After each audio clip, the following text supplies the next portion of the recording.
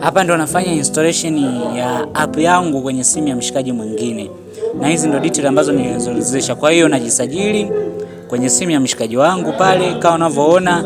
Alau mara ya kwanza nifanya kwenye simu yangu majaribio, sasa nafanya kwenye simu ya jamaa yangu. Unaweka mwaka wako, unaweka jinsia yako, kana hivyo. Unaweza ukalau watu wa comment video zako au was comment. Let's go.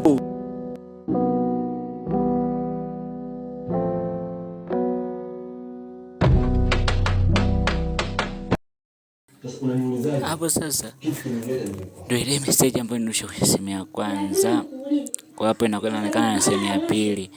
Haya, tunakuja upande wa games. Games nimeupload tena jana video nyingine. Kama unavyoona hapo watu wanaandika leo view ni mmoja. Ila kwangu mimi hapo nikija kucheki aliye view ni wawili na aliye like ni wawili. Umeona? Video zinaendelea kuplay kama unavyoziona. High quality, yani kama TikTok tu. Kuja upande wa Facebook au ni marafiki zake huyo jamaa wa Facebook. Umeona mimi hapo kwa sababu na chat naye ndio itakuwa namba yangu ya kwanza. Guys, naombeni support.